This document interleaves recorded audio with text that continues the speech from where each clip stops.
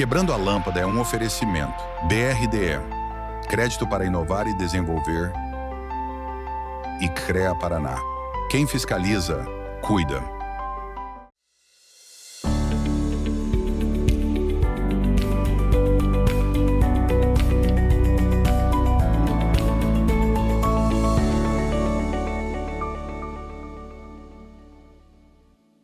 Tudo bem, meus nobres? Começa agora o Quebrando a Lâmpada, o programa que fala sobre inovação e case de sucesso para quem quer pensar fora da caixa e transformar ideias em realidade. Este programa é um oferecimento do BRDE, Banco Regional do Desenvolvimento do Extremo Sul, que há mais de 6 décadas atua como um grande parceiro do crescimento sustentável da nossa região. O BRDE apoia projetos que geram inovação, fortalece o agronegócio, impulsiona indústrias, comércio, cultura e ajuda municípios a se desenvolverem, sempre com crédito inteligente para quem sonha e faz acontecer. Também do CREA Paraná, o Conselho Regional de Engenharia e Agronomia do Paraná, que fiscaliza e garante que obras, serviços e projetos sejam conduzidos por profissionais habilitados, com ética e responsabilidade. O CREA Paraná protege a sociedade, valoriza a engenharia, a agronomia e as áreas tecnológicas, além de apoiar o desenvolvimento profissional e a inovação, que transformam o Paraná. Certamente são muito bem-vindos, né, estratégias como essa. E também do Bioparque, que é um parque tecnológico que une educação, pesquisa e negócios. Criado pelos fundadores da Prate Dona Duzi, é um ambiente para morar, estudar, empreender e inovar. E o Bioparque, que é um ecossistema que transforma o futuro.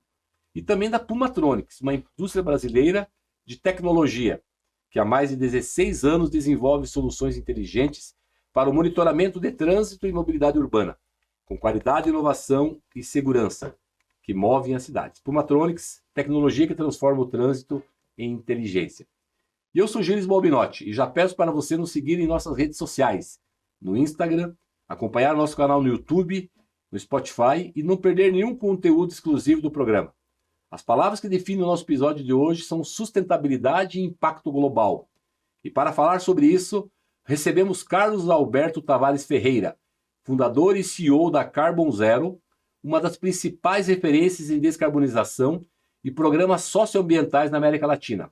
Carlos é fundador da Fundação Tavares Ferreira, criador do CAPES, centro que certifica projetos socioambientais, e idealizador do programa Corredores de Água Boa. Hoje, presente em 8 países africanos, há 27 anos também dirige a Reserva Natural Nascentes do rio Assungui, responsável por proteger as fontes do rio, que abastece milhões de pessoas em São Paulo. Atua globalmente como coordenador da Global Sustainable Futures Network e é membro do WRI e da Câmara de Comércio Internacional em Paris, contribuindo para práticas de ESG e governança ambiental. Uma trajetória de inovação e propósito, dedicada a transformar realidades ambientais e sociais. Seja muito bem-vindo, Carlos Alberto Tavares Ferreira, no programa Quebrando a Lâmpada. Você que tem várias iniciativas que visam melhorar esse mundo que a gente vive. Seja bem-vindo ao programa Quebrando a Lâmpada. Poxa, muito obrigado, Gilles, pelo convite. É uma satisfação estar aqui com você, com toda a sua audiência. E a ideia é realmente a gente poder compartilhar o máximo possível, com mais pessoas possível, ideias possíveis que você pode começar na sua casa, na sua empresa, no seu negócio, à sua volta, fazer a diferença. Eu acho que a gente está precisando hoje de ousadia das pessoas, né? Sair da caixinha, não fazer o mesmo e realmente ser diferente dentro de um contexto que pode se beneficiar a todos.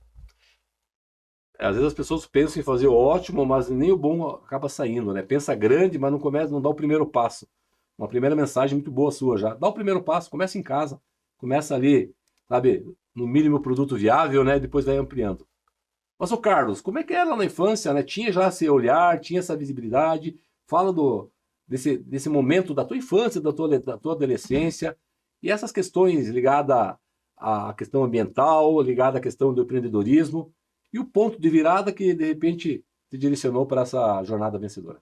Foi interessante, até agradeço você por comentar isso. Geralmente eu não comento muito como é que foi a infância, de uma família de agricultores. Meu pai, por exemplo, era agricultor lá no interior do Paraná, até hoje está com 92 anos. A minha mãe também. Olha só. Tuneiras do Oeste, entre Cianorte e Umuarama, área de Arenito, Caiuá, Terra Roxa, Pé Vermelho. E lá a gente, você vê, uma família de mais 2 irmãos, somos em 5, e meu pai sempre foi comerciante também. Só que um dia eu vi uma coisa interessante. 18 de junho de 1975, 7h30 da manhã, a gente se preparando para ir para a escola. Meu pai chegou cedo, tinha ido para o sítio, estava frio, muito frio. Ele chegou e não conseguia conversar. Foi a primeira vez que eu vi meu pai chorando. O que aconteceu, pai? Perdemos tudo. 150 mil pés de café tinha torrado. Aquela geada negra de 75 que mudou o eixo do estado do Paraná e do país. Uma geada que aconteceu em 1975. Em uma propriedade onde tinham de 6 alqueires na época, que tinham 3, 4 famílias, hoje, pra você ter ideia, 3, 4 famílias que cultivavam café, eles plantavam, eles colhiam, e era muita gente.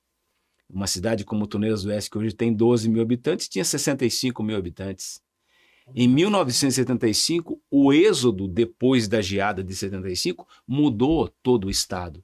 Uns foram para o Nordeste, outros foram para o Norte, outros foram para o Sul da Bahia, outros foram para o Mato Grosso, e a gente está vendo hoje as cidades como Sinop, as cidades como Nobres, aquela pujança da agricultura, praticamente 80% saiu do estado do Paraná. Que aqui perderam tudo, e no final das contas, hoje onde era café, hoje é cana-de-açúcar. Então, o que mudou isso tudo? Hoje o Paraná tem as 5 maiores cooperativas do país. Mudou tudo. E algumas maiores do mundo, inclusive. Perfeitamente. Então, o café foi realmente, houve um pico dele, né? Chegou naquele ponto, quando a geada aconteceu, ela chegou a queimar praticamente 20, 30 centímetros abaixo do solo. Quer dizer que antes, quando geava, eles cortavam e ele brotava. Aquela não tinha como brotar mais. Ela queimou no sol. Então, e nisso a gente, comércio. Aí me casei, no final das contas tive um filho, e eu vi que o meu filho, quando estava com 4 anos, todos os filhos dos amigos, quando saíam, não voltavam mais para estudar. Saíam e não voltavam mais. A ideia era realmente tranquilo, minha casa, meu carro, minha vida tranquila. Eu falei para minha esposa, vamos para Curitiba, 600 quilômetros daqui, vamos começar a nossa vida lá. Nunca tinha pago aluguel na vida. Aí chego aqui em Curitiba, em frente ao Boticário, ali em São José dos Pinhais. Sim. Aluguei um prédio, nem instalação eu tinha, só cheguei, coloquei o restinho do estoque, coloquei lá e comecei a trabalhar. Diferença, lá no interior você compra à vista e vende a prazo, não recebe, você cresce muito pouco. Aqui você compra a prazo e você vende à vista. Então, em 5 anos eu tinha 5 supermercados. Aí o que aconteceu? Eu, a esposa, aí veio a minha filha, uma família de 4, e eu tive que contratar gerentes. Aí a coisa começou a crescer demais. No final das contas, eu queria uma chácara para descansar. Aí um amigo meu, coronel reformado ele era um coronel reformado do Exército. Eu já estava com 5 lojas, uma inclusive era aqui no Jardim Botânico, na Ildebrando Araújo com a Brasília Tiberê. Eu tinha minha casa em cima. E esse coronel ia passear comigo nas lojas, ia fazer a coleta, pegar cheque, dinheiro, vale refeição, vale alimentação. E ele ficou encantado com os movimentos de uma loja de Piraquara, que eu tinha lá, tinha 2 lojas lá. Ele falou: Carlos, eu tenho uma chácara, você não quer trocar uma loja comigo? Eu falei: quero, que eu estou louco para arrumar uma chácara. No final das contas, fui ver, ele não tinha uma chácara, era uma fazendinha de 115 alqueires em Campo Largo. Bem em frente onde eu tenho essa reserva hoje. Certo. No final das contas, ficaram 4 lojas. Aí, no final das contas, eu já estava cansado, e a minha ideia era plantar pinos e eucalipto e ficar aposentado. Campo Largo é a indústria da louça. Sim, a capital da louça. Não? É a capital da louça. Só que dos anos dos anos 60 até 2009, eles usavam carvão vegetal, carvão de árvores para queima da luz. Então eles compraram toda a floresta da Escarpa devoniana, floresta nativa, para fazer carvão. E fiquei sabendo que eles iam comprar uma em frente à minha. No final das contas, eu fui passear com o cara que ia me comprar a floresta, com meu filho e a minha filha pequenininhos, e em um espaço de 150 metros eu vi 3 animais. Falei, caramba, nunca tinha visto 3 animais em um espaço tão pequeno. Pedi pro cara dar um tempinho, na outra semana a gente conversa. Já estava quase fechado. E ele trocava para mim a floresta ou por pinos, ou eucalipto, ou pasto. Eu podia escolher. No final das contas, meu amigo, falei para ele, olha, não vou negociar com você. Vou deixar a floresta íntegra. Tinha minha casa lá no final das contas. O que aconteceu? Rapidamente, para finalizar, quando eu fiquei sabendo que iam comprar aquela floresta em frente à minha área de 3.000 hectares, tinha pessoas já interessadas em minha rede, negociei de porteira fechada, vendi os 4 supermercados e comprei os 3.000 hectares de floresta. Minha família entrou em pânico. O Carlos ficou louco. Mudou o modelo de negócio. O Carlos ficou louco, comprou uma floresta e deixou os 4 supermercados. Isso aconteceu comigo. Eu cheguei para o meu pai e falei, pai, vai chegar um dia que 1 hectare de floresta, um alqueire de floresta vai valer mais ou igual que 1 hectare de milho, de trigo, de pasto ou até de gado. Ele falou, eu quero estar vivo para ver isso. Há 6 anos atrás, que nós inauguramos, há 5 anos atrás que a gente inaugurou o CAP, Centro de Apoio e Pesquisa, que estava até o professor Aldo, ele foi representar o governador Aldo Bona. Isso, ele foi, aí o meu pai falou, realmente, Carlos, você estava com razão. Então, visionário. E isso aconteceu, aí quando a gente começou a cuidar das águas lá, a gente começou a ver que isso poderia ser replicado. Foi onde eu peguei, trabalhei, acompanhei, estagiei 1 ano junto com a Secretaria de Meio Ambiente, com 2 pessoas lá dentro, que eu queria conhecer como que era a água dentro de Curitiba, como que eles cuidavam dos rios que estavam todos sujos. Sim.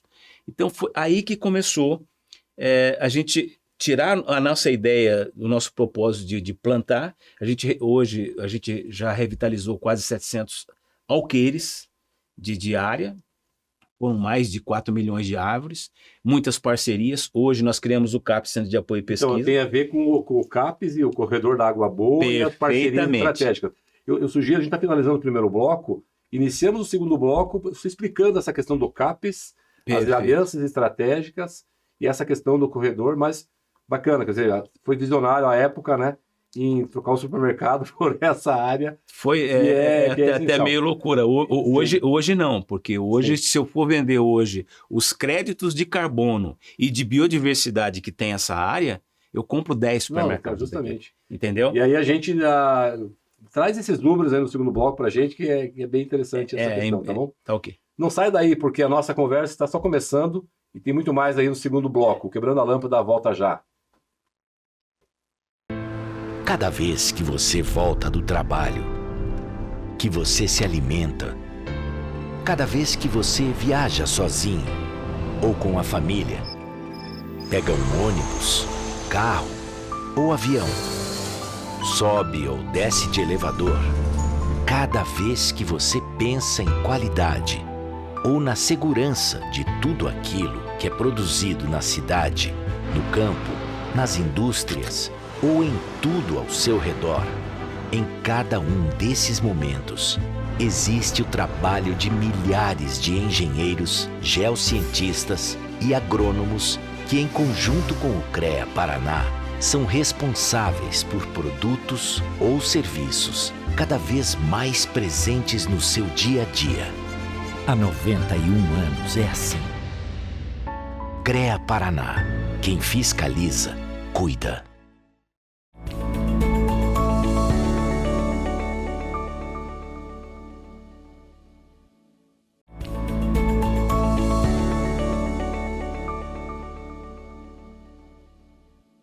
Sejam bem-vindos de volta ao Quebrando a Lâmpada. No episódio de hoje, estamos conversando com Carlos Alberto Taveras Ferreira. fundador e CEO da Carbon Zero e uma das principais referências em sustentabilidade e descarbonização na América Latina.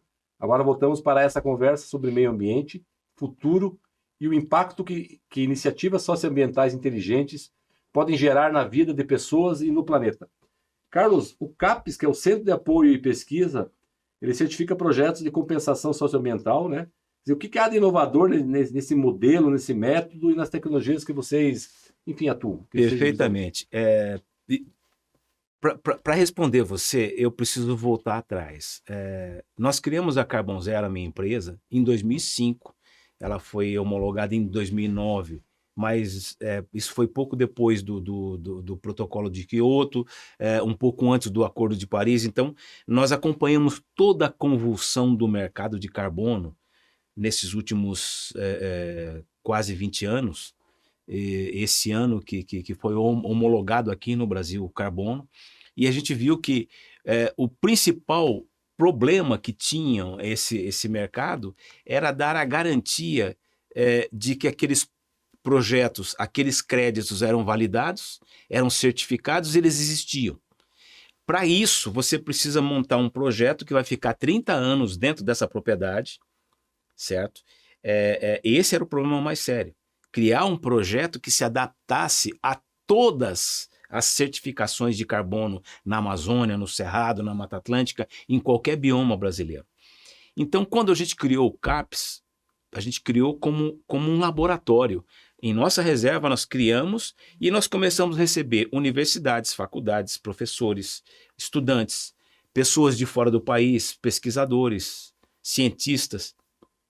E eu vi a necessidade de criar uma estrutura física para receber esse pessoal. Então, hoje nós recebemos uma média de 30, 40 pessoas dentro da área de sustentabilidade por mês. Uhum. Nós pegamos no aeroporto, ou pegamos na rodoviária, levamos para o CAPES, eles tomam café da manhã, almoçam, tomam café à tarde, eles jantam, ficam lá 1, 2 semanas, estudando, fazendo pesquisa, fazendo o trabalho deles de tese, de doutorado, de mestrado, seja o que for, ou também de estudo técnico, estudar uma planta, estudar um fungo, estudar um musgo. E com isso, nós praticamente recebemos esse pessoal, quando eles terminam o serviço deles, eles vão embora, a gente leva de volta, e eles não pagam nada, nem pelo pernoite, nem pela alimentação, nem pela logística. Quem é que paga isso? Quem é que ajuda a pagar esse custo? Empresas parceiras que querem ter uma conotação ESG na veia, na prática real. Eles disponibilizam um pagamento mensal ou semestral, como ajuda de custo também, e ele recebe um selo, uma certificação de empresa que realmente presta serviços ao meio ambiente. E isso é real. Ele está indiretamente e diretamente ajudando pessoas na sua formação. E isso também descarboniza a empresa, porque dentro nós temos uma estrutura de 3.850 matrizes, que hoje fornecem vários viveiros gratuitamente, tanto no estado como fora do estado. E essas sementes, a gente também faz plantios de árvores para todas essas empresas parceiras, fazendo a descarbonização da emissão do inventário delas. Hoje...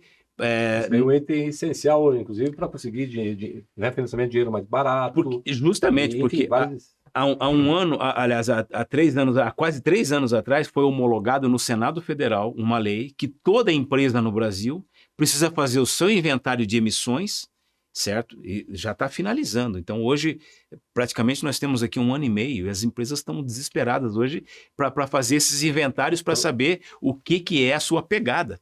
Então, isso há um desconhecimento. Justamente, né? Então, total desconhecimento. E o CAPES hoje serviu como uma luva.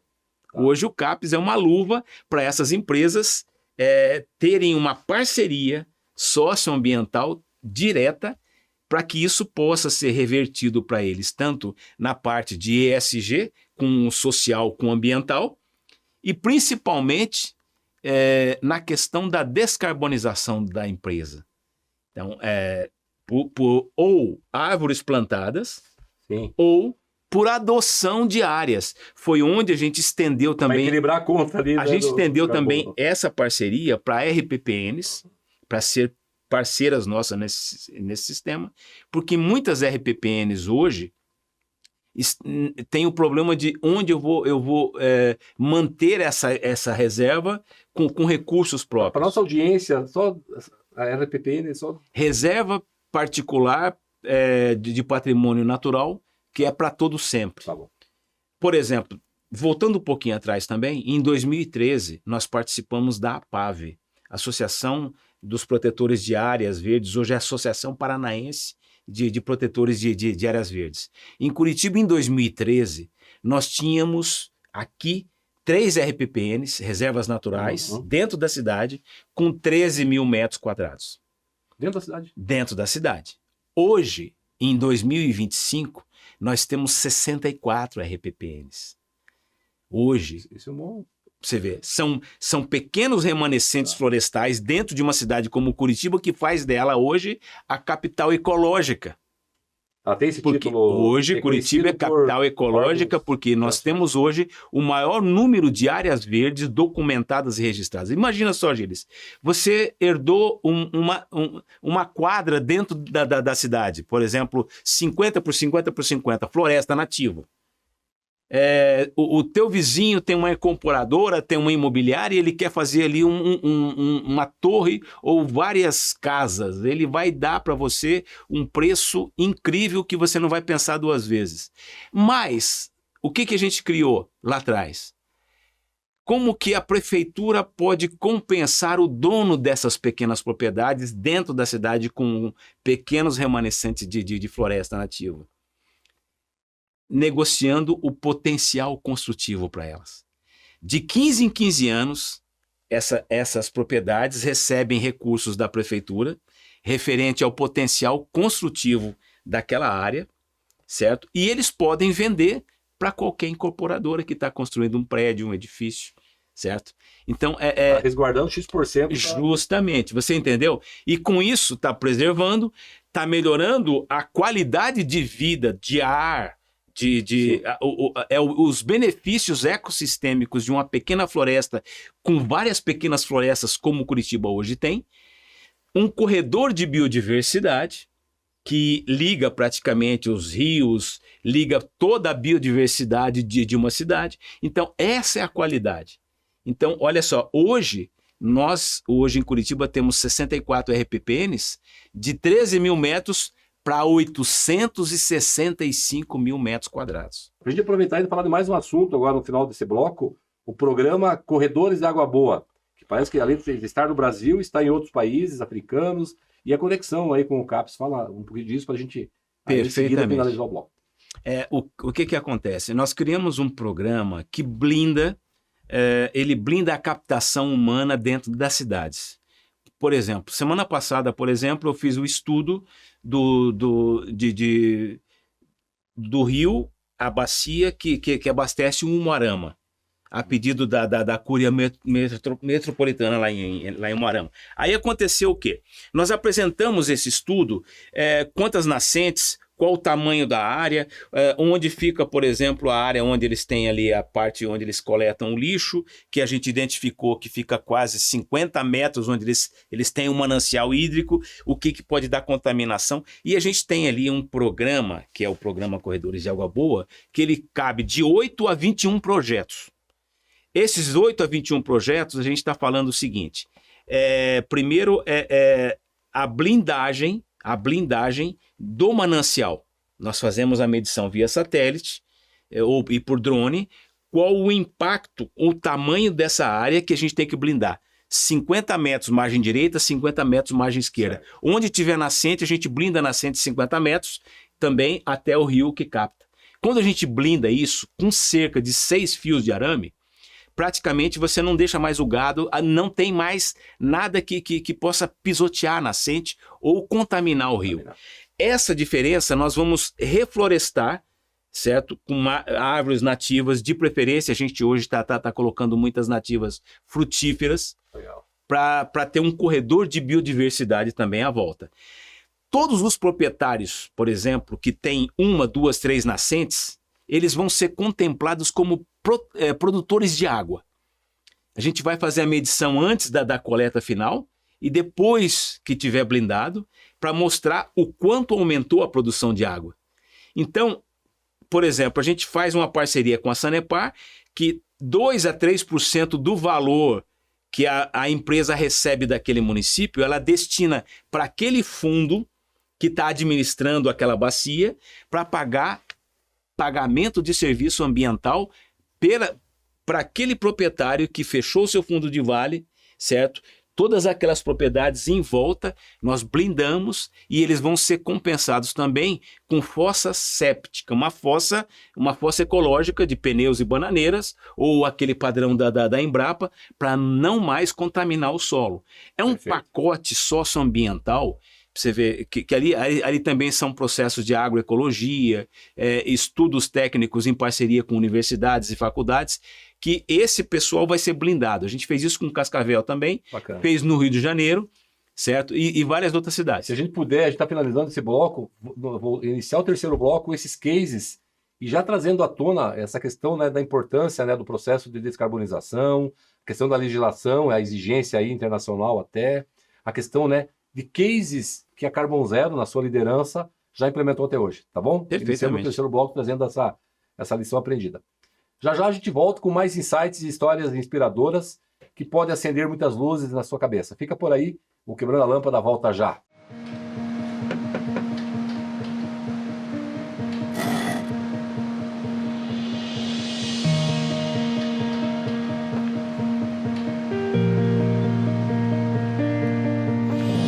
É bom saber que nos momentos que mais precisamos, temos o parceiro certo.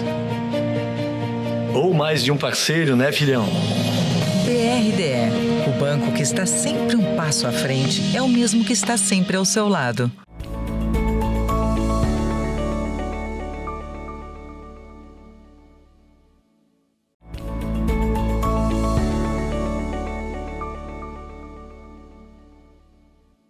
Voltamos ao Quebrando a Lâmpada. Hoje estamos recebendo Carlos Alberto Tavares Ferreira, fundador e CEO da Carbon Zero, um dos grandes nomes da sustentabilidade, descarbonização e projetos socioambientais na América Latina.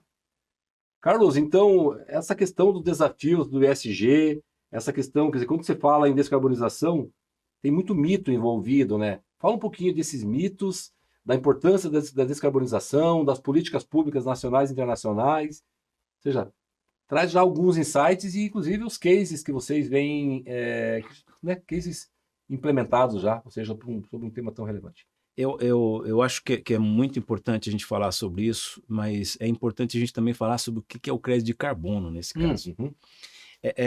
Imagina só, Gilles. Você recebe de herança uma propriedade no interior da Amazônia. Você nunca foi lá. 80 mil hectares íntegros. Perfeito. Eu pego a minha equipe, você liga para mim, Carlos, eu quero fazer uma certificação de carbono na minha área. Fazer um estudo técnico. O que eu tenho lá? Eu vou pegar uma equipe aqui de 10, 15 pessoas, equipamento, um voo até São Paulo, outro de São Paulo até Manaus. Eles saem do aeroporto, pegam um barco, 10 dias subindo o rio, depois saem do barco, pegam uma voadeira, mais 5, 6 dias subindo aqueles pequenos riachos até chegar num certo ponto. Desce todo mundo. Fazem uma trilha de pelo menos uma semana no meio do mato, fazendo trilha porque não tem estrada para chegar na tua propriedade. Chegou lá, eles vão montar o acampamento, vão ficar lá pelo menos 2 a 3 anos fazendo o inventário da tua área. Todo o inventário. E enquanto isso eu estou fazendo já um inventário da tua documentação, se está tudo em ordem. Depois de 3 anos, 2 anos e meio, esse pessoal me traz todas essas informações. Olha o gasto disso, da sua área. Nós montamos o processo. Antes você precisava levar numa certificadora, hoje você leva direto na UNFCC, certo? Já para tirar o problema hoje da má gestão, da má certificação, que a gente teve muitos problemas com grandes empresas de certificação hoje internacionais, que realmente arranharam o mercado nacional e até o internacional. Então, imagina só essa logística toda. Você monta tudo, chega na UNFCCC, você vai apresentar o projeto, eles te olham para você, incrível, o trabalho está lindo, mas a sua área não tem adicionalidade. Como assim? Olha só, 3 anos fazendo aquele gasto todo, fazendo aquele estudo todo, documentação incrível. A tua área está tão íntegra, que é o planeta falando salve a Amazônia, só que a tua área ela não tem adicionalidade para certificação de crédito de carbono.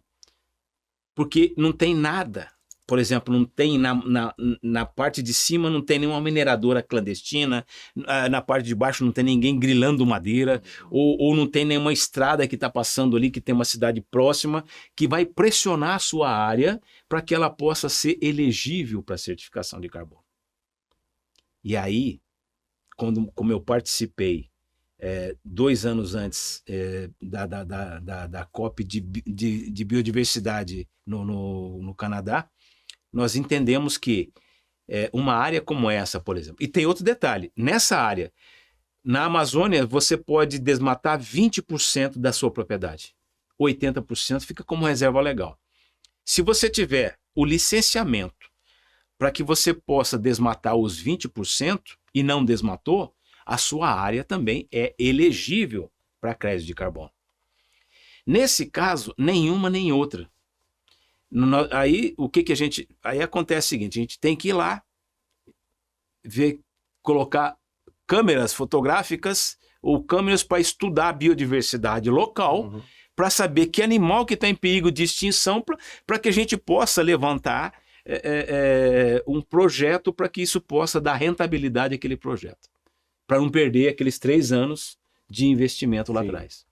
E aí anda de um lado, anda do outro, você vai estacionar de barco lá, eles ancoram o barco em uma casinha no meio do rio, assim, bem na margem tem lá o cara que serve um arroz, um feijão e uma carne. Aí eu estava achando que era carne de jacaré. Não é jacaré não, isso é tracajá. O que é tracajá? Aí mostrou, é tartaruga desse tamanho. Mas ele falou, mas quase não tem mais. A gente quase não está encontrando mais, porque ou o pessoal de Belém está levando quase tudo para o ver o peso, ou o pessoal está levando para Manaus, para consumir em Manaus, virou um comércio, e o tracajá, a tartaruga, praticamente está entrando em extinção. Aí veio a semente. Imagina só, nós temos um projeto lindíssimo no sul da Bahia, que é o Projeto Tamar. Tá? Sim. O Projeto Tamar, eles pegam as tartarugas, eles incubam os ovos e liberam as tartarugas pequenininhas para o oceano. Não poderia ser feito isso lá diretamente? Lá água, quando a gente fez esse projeto com o CAPES, nesse padrão, de zero de crédito, foi para $35 um crédito. Em função desse contexto. Você entendeu? Então é mais ou menos isso o que certifica. Hoje eu não preciso mais ficar 3 anos, Gilles. Hoje nós temos equipamentos, 4, 5 plataformas via satélite, que eu faço hoje em 72 horas, qualquer área, em qualquer lugar do planeta. Nós conseguimos fazer em 72 horas, com mais de 100 informações adicionais e com uma qualidade impecável. E um nível de confiabilidade muito alto, né? Perfeitamente. A gente consegue levantar, inclusive, a biomassa acima do solo, a biomassa abaixo do solo, o carbono orgânico, até a profundidade do lençol freático. A gente consegue levantar o pH da terra, a acidez da terra, quantas pessoas que estão dentro daquela área, num buffer de 10, 50 quilômetros e assim por diante. Então, é muita informação. E isso a gente consegue informações de 1985 até 2024. Então, hoje nós conseguimos fazer um histórico de como era a propriedade. Você consegue estudar o passado também. Perfeitamente. A gente consegue apresentar tecnicamente um inventário de como essa propriedade era há 30 anos atrás, 40 anos atrás e como ela é hoje. E esse estudo, né? Seja bem-vindo à tecnologia, ou seja, não tem como avançar, evoluir, ser mais produtivo, mais efetivo, mais eficiente, mais eficaz sem a tecnologia. Hoje no espaço são 12 mil satélites, né? 50%, né? É do Musk, né? E aí tem as outras, né? Os outros players. Ou seja, é importante essa questão. Tu esteve na última COP também, né? Quer dizer, essa pauta estava lá certamente. O que tu pode, já que tu comentou da COP do Canadá, A última COP, né, que foi no Brasil, tu esteve, né? Enfim, como é que foi isso? Como é que com essas pautas avançaram, não avançaram? Traz um pouquinho esse resumo para nós. É interessante porque E as tuas preocupações, né, do que não avançou, do que, enfim. pela Câmara de Comércio Internacional, a gente sempre participa via online, e aí eles fazem questão que esteja presencial. Mas eu vou dizer uma coisa, eu acho que não há necessidade de uma COP presencial. Eu acho que hoje com a tecnologia agradece, né? perfeitamente. Então eu acho que é importante, você pode ter uma reunião entre líderes que vão resolver depois assinar os documentos presencialmente. Mas eu acho totalmente desnecessário hoje, com a tecnologia que nós temos hoje, cada um, ou no seu celular, em qualquer lugar que você tenha um sinal, você pode hoje atender uma chamada via satélite com muita qualidade. Claro. E você pode apresentar, às vezes, um projeto, um programa, com a mesma fidelidade e sem o estresse que é estar em um local como esse, ou com muito calor, ou com muito frio, ou com falta de acomodação, ou com uma logística péssima, ou com então é muito triste você ver uma estrutura dessa toda montada durante vários anos e simplesmente ela vai ser desmontada agora. Foram 6 bilhões. Não é sustentável. Então, não existiu sustentabilidade ali. Não dá para discutir sustentabilidade eu fiz questão projeto não sustentável. Eu fiz questão, inclusive, de dar a volta por trás e ver o que estava mantendo a geração de energia. 160 geradores a diesel. Era uma fumaceira, você não conseguia respirar, porque o calor era muito forte. Então a tua volta ali praticamente fica impregnado. O chão cheio de óleo diesel com água. E esse óleo diesel vai direto para o córrego. Então a COP ela não foi bem-vinda para a própria natureza nesse caso. Eu acho que o impacto que aconteceu ali, os resultados não foram os esperados. O acidente que aconteceu agora no final foi um acidente, mas isso foi inadmissível. Pelo padrão hoje que a própria ONU tem, a gente está falando da primeira COP, que hoje um país recebe uma notificação da ONU para que algo não está certo, precisa ser revisto. Sim. E 2, 3 dias depois acontece um acidente como aquele. Não, é uma reflexão muito importante que tu traz. Tem mais 2 questões que eu queria, no bojo do que a gente está discutindo. A primeira, o ESG ele tem muita crítica ainda, ou seja, tem o grau de maturidade no Brasil, pelos estudos, mostra que é muito baixo ainda, seja dos governos, né, das empresas. Na tua opinião, como separar o discurso do real impacto ambiental? Quer dizer, é tênue, né? Ou seja, tem essa importância, mas a gente vê debates muito fortes em relação a isso, com olhares diferentes. Eu acho que a gente tem que fazer essa diferenciação. O que é ESG, o que é sustentabilidade? Não são iguais. Hoje, o que a gente está vendo hoje, empresas comprando latas de tinta verde. É uma metáfora, tá? Hoje estão pintando as logomarcas de verde, uma coisa que não é nada verde. E a gente está falando o seguinte, não é você ter a oportunidade de pagar para poluir. Você tem que ter hoje, por exemplo, o que é o ESG? Environmental, que é o meio ambiente, o social e a governança. Eu colocaria a seguinte maneira, eu colocaria GSA. Por quê? Porque a governança é o alicerce, concordo, é a estrutura, é a base de tudo. Sem governança você não tem empresa, não tem seriedade, não tem uma responsabilidade que vai gerir isso tudo. O social são as paredes, são as colunas, são as pessoas nessa empresa que vão ser montadas em cima dessa governança. O ambiental é o guarda-chuva, é a cobertura, é o que vai dar qualidade às ações que a governança e o social vão gerir para que tudo que possa sair dali saia com qualidade, com rastreabilidade e principalmente com responsabilidade socioambiental. Carlos, muito importante, gostei muito dessa analogia, eu assino embaixo. A gente está finalizando esse bloco, vamos iniciar o último bloco retomando esse assunto e falando do painel, um painel de mudanças climáticas, né, que você fomentou e lidera aqui no Paraná também, tá bom? Perfeitamente. Fica por aí que para o nosso próximo e último bloco, o Quebrando a Lâmpada volta já. A Brose, empresa do setor automotivo, viu no BRD Labs a oportunidade de automatizar a orçamentação de vendas. A solução desenvolvida junto a uma startup trouxe rapidez e precisão para processos comerciais. A parceria reforçou a importância da integração entre equipes técnicas e tecnológicas dentro das empresas. Então nós tínhamos as conversas com as startups e a troca com o pessoal do BRDE, com o pessoal da PUC, do Hot Milk, nos ajudou a fazer as perguntas certas. Então, às vezes nós estávamos indo para um caminho que não fazia sentido com a startup. Então o pessoal trazia a gente, talvez você devesse analisar esses critérios, fazer essas perguntas, e isso nos permitiu sermos mais assertivos, né? Entender o problema, entender qual o melhor caminho, as melhores soluções. O crescimento que previmos 8 anos atrás já é realidade hoje.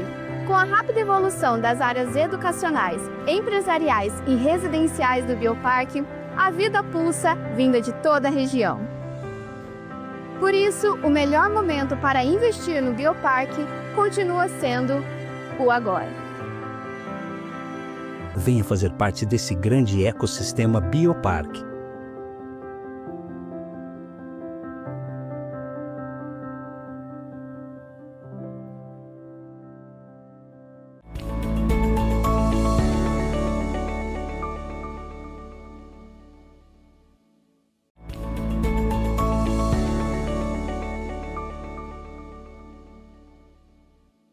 Estamos de volta ao último bloco do Quebrando a Lâmpada. Agora vamos falar sobre futuro. Carlos, a gente finalizou ali, enfim, gostei da analogia que tu fez. Governança. Sem governança, a coisa não acontece.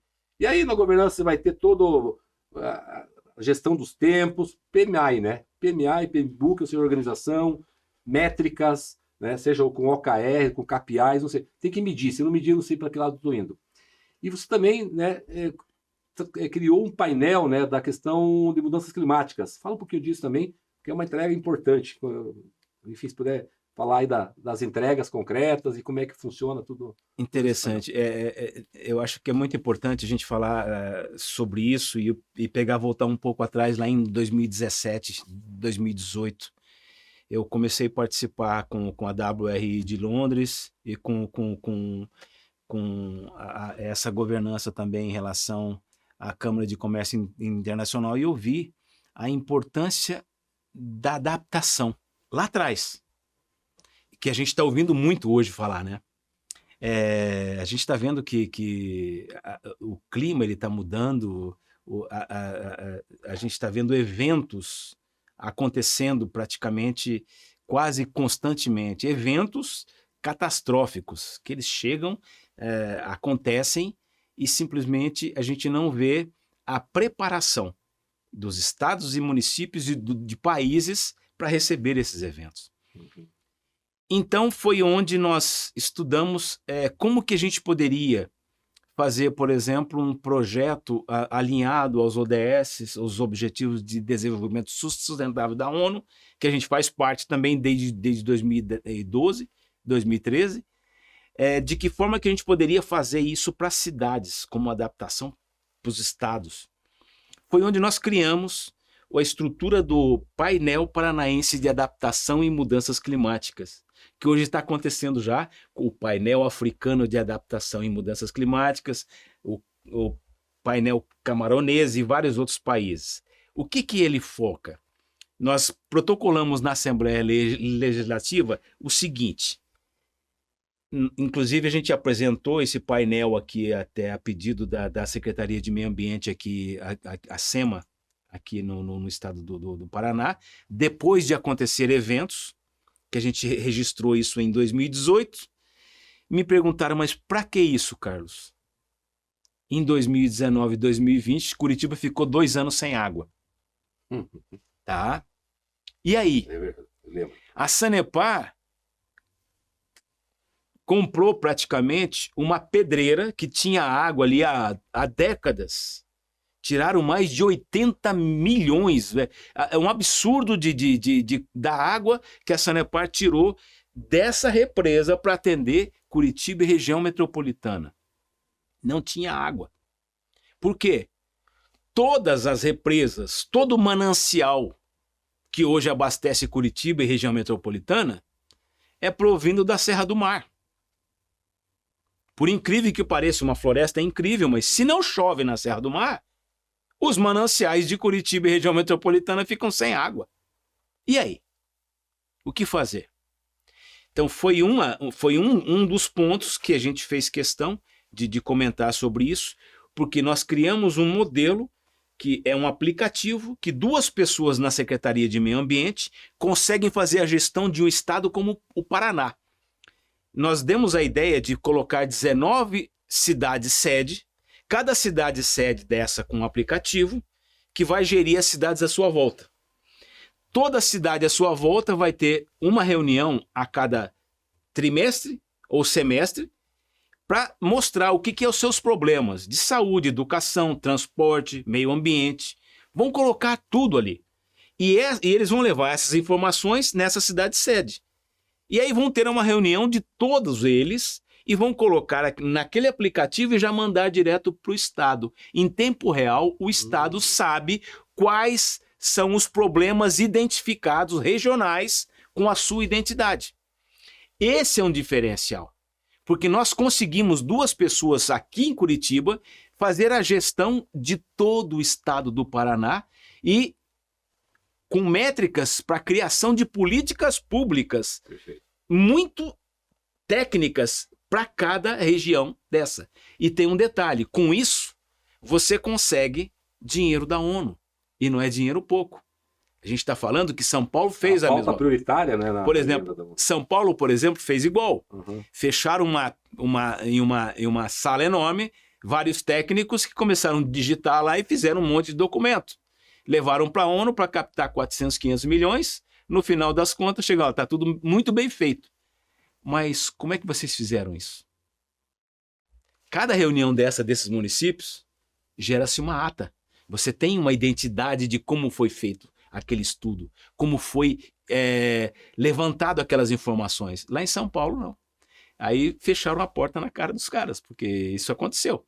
No final das contas, aqui no Paraná, a gente mostrou um modelo de sustentabilidade. Inclusive, nós apresentamos no Rio Grande do Sul, um ano antes de acontecer as cheias, nós apresentamos para ter a adaptação. O que é adaptação? É colocar a ciência, colocar as universidades, as faculdades, as pessoas que têm expertise técnica para mostrar de que maneira que pode ser mitigado aquilo com base em ciência.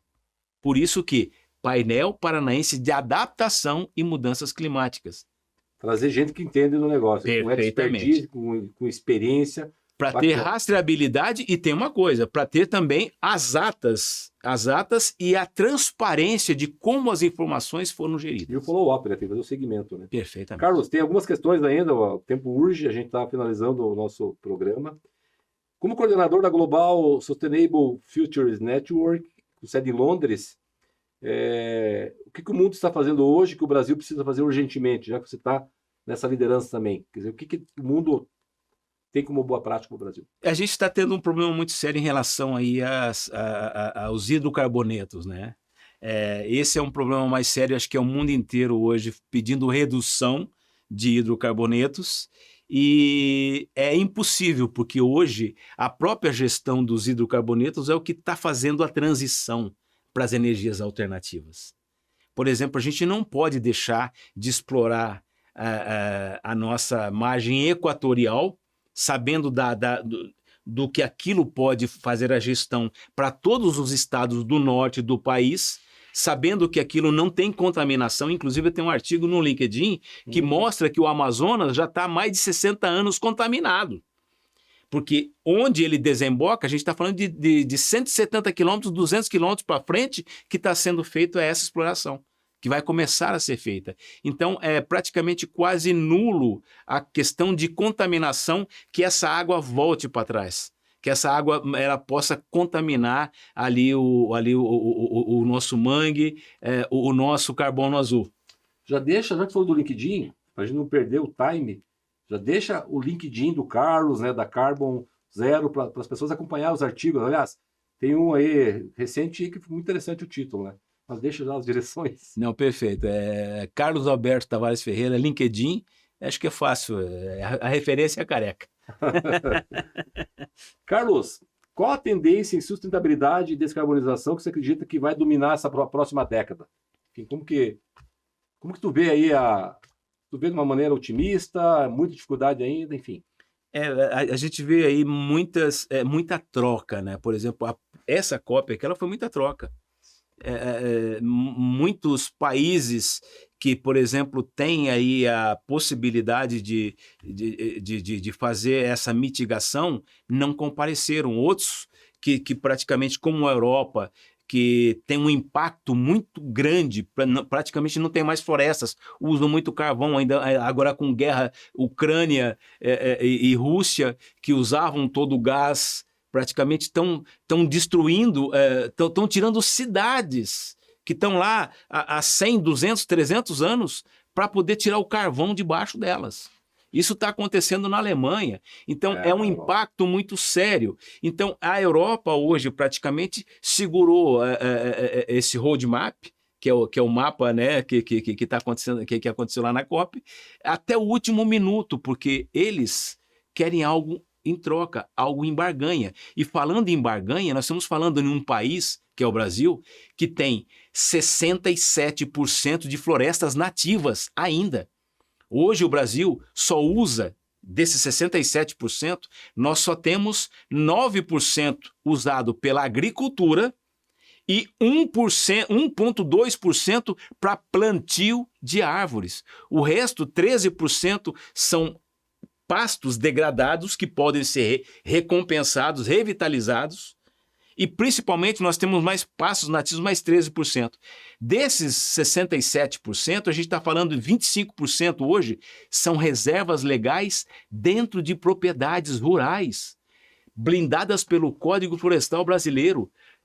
É o planeta vendo que o país, como o Brasil, tem uma quantidade de terra dessa e nós só usamos 9% para ser o maior produtor de grãos do planeta e o maior produtor de proteína do planeta, usando 9% do seu território. Nós somos o celeiro, o supermercado do mundo. Perfeitamente. E nada melhor que fatos para derrubar narrativas, né? Por que o mundo cobra tanto do Brasil, sendo que eles não fazem a parte deles também? Ou seja, tu trouxe alguns fatos aqui, você que é da área e conhece, né?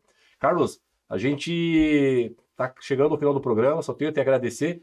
Queria deixar uma mensagem final para aquele jovem. A gente direciona e endereça o nosso programa também para as crianças, através dos seus pais, para os jovens.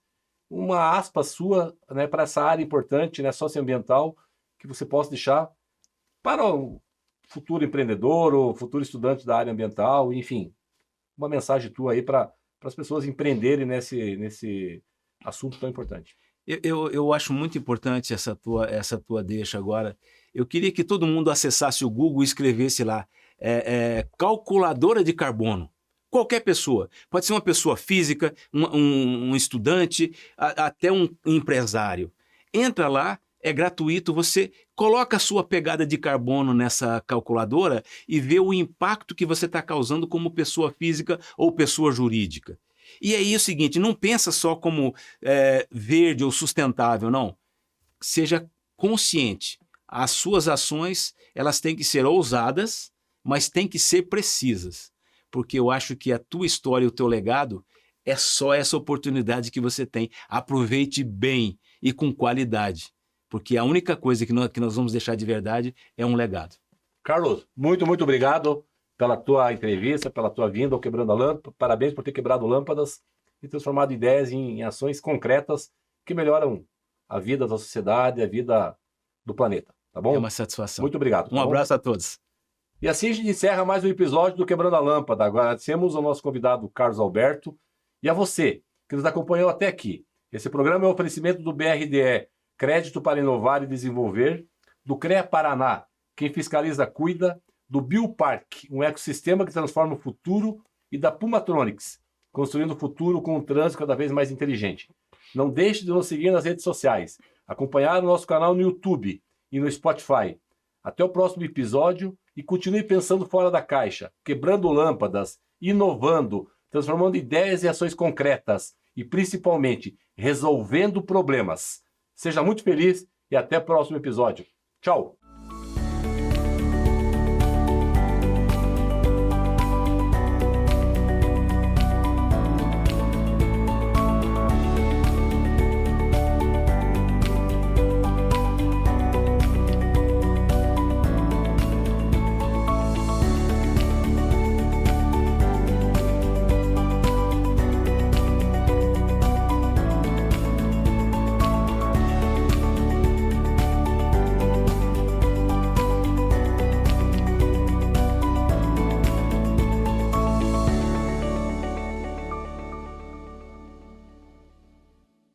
Quebrando a Lâmpada é um oferecimento. BRDE. Crédito para inovar e desenvolver. E CREA Paraná. Quem fiscaliza, cuida.